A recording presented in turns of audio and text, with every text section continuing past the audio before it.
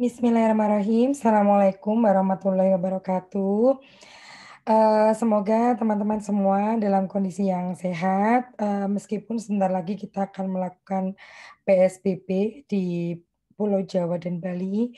Semoga dengan adanya PSBB ini kita semua dalam lindungan Allah, kemudian pandemi ini segera berakhir dan nanti ketika vaksin sudah mulai diterapkan, kita semua semakin sedikit korbannya, semakin bahkan bisa zero zero korban dari, apa namanya, pandemi Covid ini.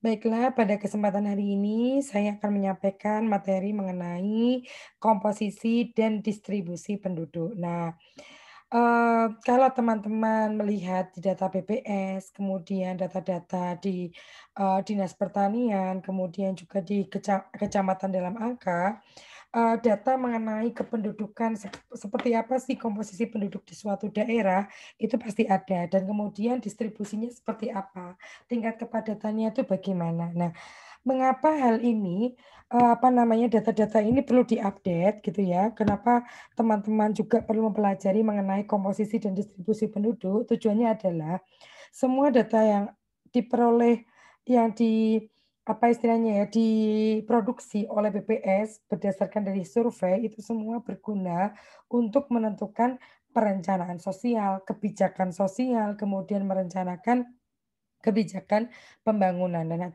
data-data ini selain untuk penelitian, bahan kajian teman-teman, ini juga sangat berguna untuk, para stakeholder dalam penentuan kebijakan. Nah, apa sih sebenarnya komposisi penduduk itu? Nah, komposisi penduduk itu adalah pengelompokan penduduk berdasarkan kriteria tertentu sesuai dengan kebutuhan dan tujuan tertentu. Jadi, memang, komposisi yang dibuat oleh BPS ya, Badan Pusat Statistik gitu ya, itu adalah sesuai dengan kebutuhan gitu ya. Memang negara kita kan mempunyai BPS yang memang memproduksi, apa namanya, data-data yang dibutuhkan oleh, apa namanya, lembaga lain gitu ya, lembaga lain ya artinya adalah departemen atau kementerian lain, dalam menyusun sebuah kebijakan. Nah, digunakan untuk kebutuhan dan tujuan tertentu. Nah, ini ada beberapa hal yang sering kita jumpai di data BPS, teman-teman bisa lihat di bps.go.id, itu ada komposisi penduduk itu dibedakan menurut satu, umur dan jenis kelamin. Ini apa namanya, udah sangat familiar ya, bahkan kalau kita, melakukan penelitian, kita juga melakukan, apa namanya, penggalian, berapa sih umurnya gitu, berapa sih apa saja sih jenis kelamin, berapa persen jumlah perempuan, berapa persen jumlah laki-laki, itu yang kita biasa lihat. Kemudian kita bandingkan variabel tertentu dengan dibandingkan dengan ini ya, apa namanya, jenis kelamin dan umur, seperti itu. Kemudian komposisi penduduk itu juga bisa dibedakan berdasarkan ciri tertentu, misalnya biologi, sosial, ekonomi, dan juga geografis.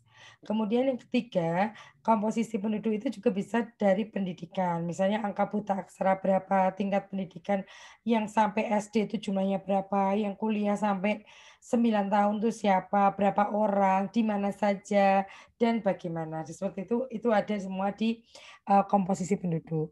Kemudian komposisi penduduk berdasarkan status perkawinan. Nah, ini penting. Kadang kita memang saya sendiri kalau melakukan, riset, kemudian juga saya melakukan menulis artikel, saya juga mencari, oh kira-kira status perkawinan bagaimana, terus, komposisi dari jenis kelamin di desa X seperti apa, di provinsi X seperti apa, kemudian pendidikannya bagaimana. Nah, itu biasanya itu menjadi data basic yang digunakan untuk analisis. Makanya teman-teman untuk statistika pembangunan itu penting sekali belajar mengenai komposisi penduduk.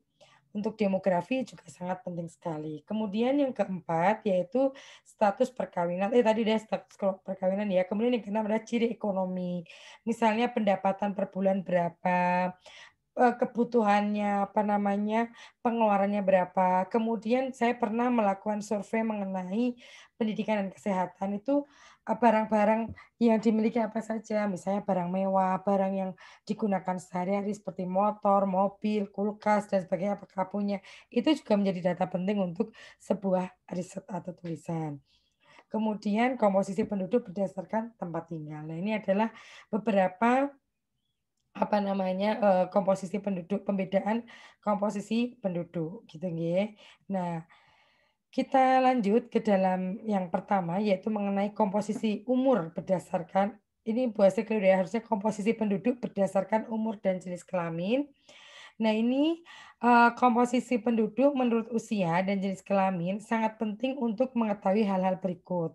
Yang pertama adalah jumlah penduduk, yang kedua jumlah angkatan kerja, yang ketiga peramalan penduduk di masa mendatang, kemudian yang keempat, jumlah penduduk wanita di masa subur. Kemudian yang kelima adalah angka ketergantungan. Nah, 5 komponen ini kita gunakan ya, ini penting sekali untuk membuat sebuah kebijakan. Misalnya berapa sih wanita usia subur? Kira-kira nanti penambahan jumlah penduduk per 5 tahun itu berapa? Nah, itu kan itu penting sekali. Kemudian yang kedua, peramalan penduduk di masa depan ini terkait dengan yang variabel nomor 4 dan sebagainya. Nah, ini yang untuk komposisi penduduk berdasarkan umur dan jenis kelamin. Nah, ini kemudian berdasarkan komposisi penduduk menurut umur dan jenis kelamin, ada beberapa konsep dan ukuran yang bisa kita pelajari, antara lain rasio jenis kelamin atau seks rasio, kemudian yang kedua angka beban tanggungan atau dependensi rasio. Ini yang kita apa namanya kita bisa pelajari atau kita bisa hitung dari apa namanya berdasarkan pada komposisi penduduk berdasarkan umur dan jenis kelamin. Nah, ini kita bisa lihat di sini rumusnya. Nah, ini teman-teman bisa hitung ini semua di Excel ya, dan data mengenai seks rasio ini biasanya kita menghitung sendiri, karena data yang tersedia itu hanya data jumlah penduduk laki-laki, biasanya di kecamatan dalam angka, di BPS gitu ya. Itu ada data ini. Kemudian F jumlah penduduk perempuan, ini juga ada di data web-web dari angka angka dalam kecamatan dalam angka, kemudian data dari Bapeda atau dari BPS itu semuanya ada. K ini adalah konstanta. Nah, teman-teman ketika ingin menghitung seks rasio itu tinggal mencari datanya apa? Data jumlah penduduk laki-laki, kemudian data jumlah penduduk perempuan. Misalnya nih teman-teman kan mau karena belajar mengenai statistik pembangunan ya, saya ingin mengetahui seks rasio di Provinsi Jawa Barat. Nah, itu nanti ingin melihat bagaimana hubungan seks rasio dengan misalnya ya, dengan kepadatan penduduk atau dengan variabel apa namanya partisipasi angkatan kerja. Nah, teman-teman tidak akan mendapatkan data seks rasio yang sudah jadi. Biasanya teman-teman bisa menghitung. Dan ini bisa dihitung secara cepat di Excel dengan rumus ini. SR, seks rasio adalah jumlah penduduk laki-laki ditambah dibagi jumlah penduduk perempuan dikalikan konstanta. Nah, ini apa namanya? SR ini nanti teman-teman bisa analisis sendiri. Nah, ini, untuk sebagai pengetahuan, nah ini besar kecilnya rasio jenis kelamin di suatu daerah itu dipengaruhi oleh beberapa hal. Yang pertama adalah rasio jenis kelamin pada saat kelahiran atau sex ratio at birth. Di beberapa negara, besarnya sex ratio at birth umumnya berkisar antara 103 sampai 105 bagi laki-laki per 100 perempuan, seperti itu nggih.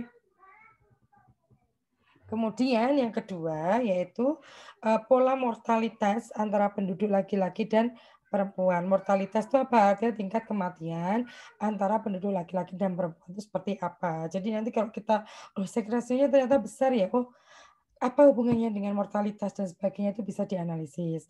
Yang ketiga adalah pola migrasi antara penduduk laki-laki dan perempuan. Nah ini yang teman-teman bisa lakukan. Jadi teman-teman apa namanya, ketika menjadi, apa istilahnya, praktisi teman-teman atau sekarang sedang S2 atau S3 gitu ya, itu bisa menulis artikel mengenai seks rasio ini, yang terkait dengan komposisi dari apa namanya, penduduk berdasarkan umur dan juga jenis kelamin. Teman-teman bisa ambil data mentahnya, kemudian dihitung dengan Excel, dan kemudian langsung menemukan apa namanya, seks rasio ini dan itu bisa dianalisis. Jelas ya, seperti ini ya. Jadi kenapa kok teman-teman harus belajar mengenai ini adalah hubungannya dengan apa yang nanti teman-teman butuhkan. Nah ini ya. Nah kemudian yang kedua adalah angka beban tanggungan atau dependensi rasio. Ini teman-teman misalnya ingin mengetahui di suatu daerah membandingkan antara Aceh dengan Jogja gitu ya, karena sama-sama daerah istimewa gitu ya. Seperti apa sih angka beban tanggungan atau dependensi rasio? Nah, apa itu angka beban tanggungan? Nah, ini angka yang menunjukkan persentase jumlah penduduk belum produktif dan tidak produktif yang harus ditanggung oleh penduduk yang produktif. Nah, ini ya bisa dilihat ini. Angka, saya ulangi lagi, angka beban tanggungan itu adalah angka yang menunjukkan presentase jumlah penduduk yang belum produktif dan tidak produktif, artinya tidak bekerja, tidak menghasilkan, uang atau tidak menghasilkan faktor ekonomi yang bisa memenuhi kebutuhan hidupnya, yang harus ditanggung oleh penduduk yang produktif. Nah ini, rumusnya adalah DR atau dependency ratio itu adalah jumlah penduduk tidak produktif dibagi dengan jumlah penduduk produktif. Nah, biasanya teman-teman dependency ratio ini ada yang sudah mengeluarkan, ada yang belum. Kalau belum ada data jadinya, teman-teman bisa ini apa namanya, menghitung sendiri gitu ya, menghitung sendiri, yaitu jumlah penduduk yang tidak produktif dibagi dengan jumlah penduduk yang produktif dikalikan konstanta. Nah, ini sama kerjanya kalau teman-teman membuat analisis tentang masalah dependensi rasio, nah teman-teman bisa menganalisis dengan membandingkan beberapa provinsi. Nah, ini bisa, eee, apa namanya, menjadi sebuah artikel, seperti itu nggih. Nah, ini. Kemudian, yang tadi kan pertama kan berdasarkan umur ya, yang kedua berdasarkan usia suatu negara gitu ya, atau wilayah berpengaruh terhadap struktur penduduk. Nah ini, kita bahas bahwa komposisi penduduk, kalau teman-teman juga belajar waktu SMA atau waktu, perkuliahan lain atau perkuliahan, demografi atau perkuliahan statistik, itu kan teman-teman melihat, komposisi penduduk gitu ya, yang menurut usia suatu negara itu berpengaruh terhadap struktur. Kalau teman-teman lihat struktur piramida, eee, Indonesia sendiri kan berubah ya misal kita melihat per 10 tahun itu berubah bentuknya gitu ya, bentuk dari piramida penduduknya. Nah itu karena memang, apa namanya, usianya juga berubah gitu dan komposisi usia itu mempengaruhi struktur penduduk. Nah, struktur penduduk itu ada apa saja sih gitu ya, ada berapa macam sih? Yang pertama, struktur penduduk muda adalah susunan penduduk suatu negara yang sebagian besar terdiri dari penduduk usia muda. Karena disebabkan oleh tingkat kelahiran lebih tinggi daripada tingkat kematian. Jadi ini ya, kalau penduduknya banyak yang muda itu bisa terjadi karena memang kelahirannya lebih cepat dibandingkan dengan kelahirannya lebih tinggi daripada kematiannya. Kemudian yang kedua, struktur penduduk dewasa adalah struktur penduduk suatu negara yang sebagian besar usia dewasa karena dipengaruhi oleh tingkat kelahiran dan tingkat kematian yang rendah. Nah, ini ya apa namanya? Struktur penduduk usia negara yang sebagian besar usia dewasa karena dipengaruhi oleh tingkat kelahiran dan tingkat kematian yang rendah. Nah, ini nggih.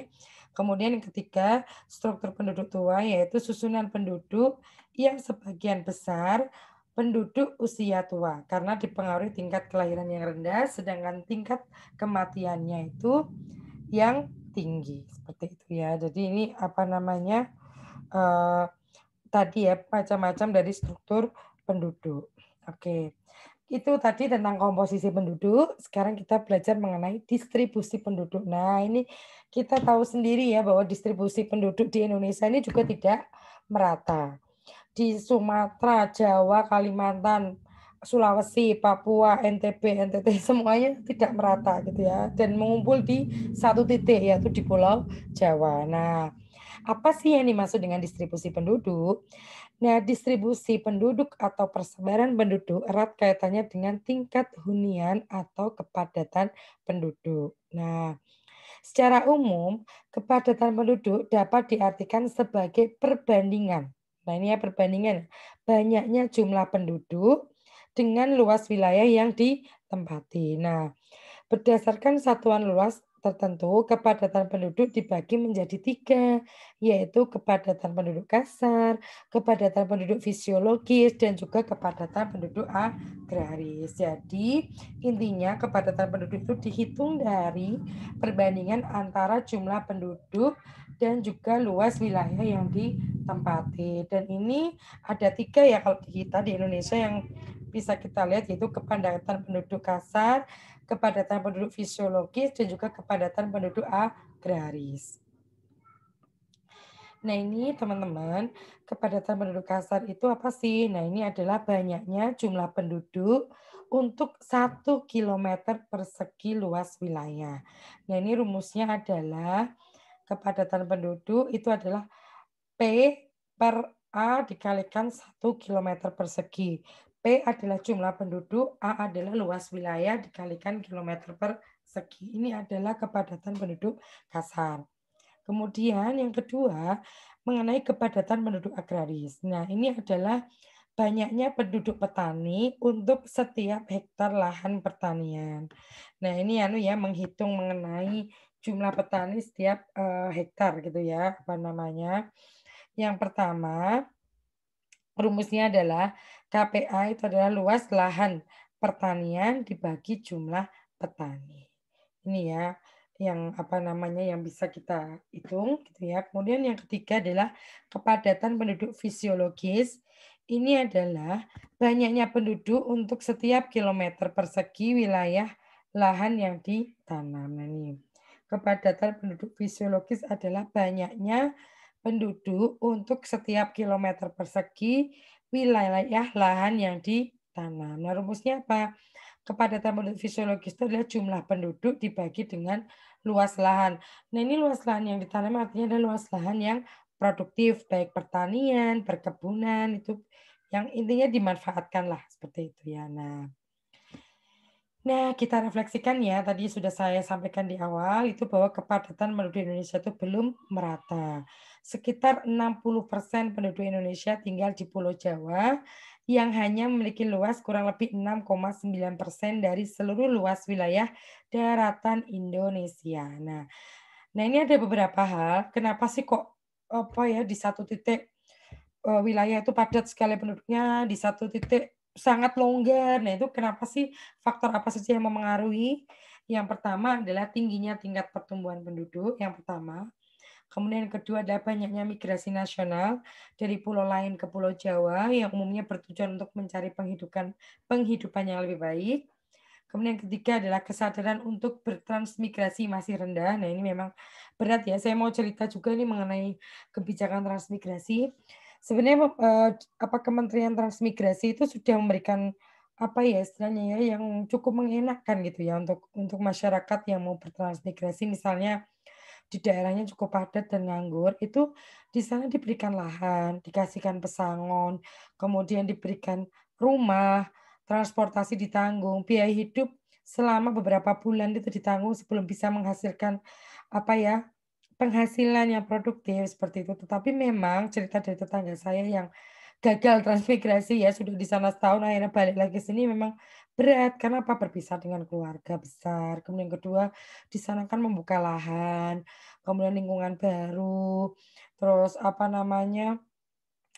tidak hal yang tidak mudah, pekerjaannya juga sangat teknis dan berat. Nah, itu yang dan uang itu kan tidak langsung didapat gitu ya. Nah, ini yang menyebabkan beberapa orang enggan untuk bertransmigrasi. Padahal kalau kebijakan ini sudah cukup lumayan sekali gitu ya, memberikan fasilitas kepada masyarakat yang mau bertransmigrasi.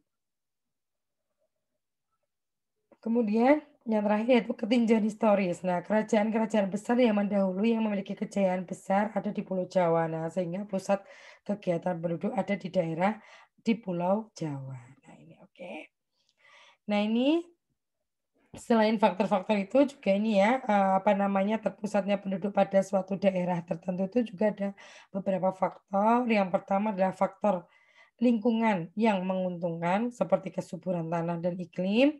Kemudian faktor historis, pusat-pusat kegiatan penduduk pada zaman dahulu, dan juga adalah faktor sosiokultural atau kebudayaan atau adat istiadat. Ini ya yang apa namanya, menyebabkan orang untuk kenapa kok distribusinya itu tidak merata. Nah, beberapa hal kalau, apa namanya, kepadatan penduduk itu terus terjadi dan tidak diurai. Nah, ini ada beberapa hal yang menjadi masalah yang timbul. Yang pertama adalah luas tanah pertanian menyempit, sehingga produksi pangan menurun. Nah, ini sudah terjadi di Jogja misalnya ya, lahan hijau dirubah menjadi, lahan pemukiman gitu ya, perumahan. Nah, ini yang kemudian produksi pangan menjadi rendah, menurun. Kemudian yang kedua yaitu kelebihan tenaga kerja menimbulkan peningkatan jumlah pengangguran. Nah, saya pernah meneliti gitu ya, bagaimana hubungan ketika banyak pengangguran dan juga tingkat kriminalitas. Nah, kalau orang banyak nganggur pasti tingkat kriminalitasnya juga akan semakin tinggi, karena ketimpangan ekonominya juga semakin tinggi. Kemudian yang ketiga, fasilitas kehidupan yang ada tidak mampu menampung jumlah penduduk yang semakin banyak, sehingga kualitas penduduk itu menurun. Nah, misalnya fasilitas pendidikan, fasilitas kesehatan, karena saking banyaknya orang tidak bisa menampung, maka apa namanya, kualitas dari SDM-nya itu menurun. Nah, kalau tadi ini permasalahan dari kepadatan penduduk nggih. Nah, ini yang kalau ini permasalahan apa yang ini, yang dari daerah yang ditinggalkan penduduknya gitu ya, atau yang menjadi jarang penduduknya, itu ada yang pertama adalah luas lahan yang besar tidak bisa diolah karena kekurangan jumlah tenaga kerja, sehingga tidak dapat meningkatkan kesejahteraan penduduk. Kemudian kedua, banyak sumber alam yang belum dimanfaatkan. Nah, ini yang apa namanya, yang menjadi permasalahan. Oke, ini tadi materi mengenai komposisi penduduk dan distribusi penduduk. Teman-teman bisa cek ya data-datanya di kecamatan dalam angka. Kemudian kedua bisa cek di bps.go.id atau di web-web di milik Pemda gitu ya. Nanti teman-teman bisa coba hitung gitu ya, apa namanya, ketika ingin membuat artikel atau membuat perencanaan sosial atau membuat, perencanaan pembangunan, latihan gitu ya sebelum teman-teman bekerja di instansi pemerintah, itu bisa dilatih dengan tadi melihat data-data, kemudian teman-teman coba coba, terapkan ilmu yang kemarin Bu Astri sampaikan bagaimana membuat kebijakan sosial atau perencanaan sosial. Terima kasih, semoga bermanfaat. Wassalamualaikum warahmatullahi wabarakatuh.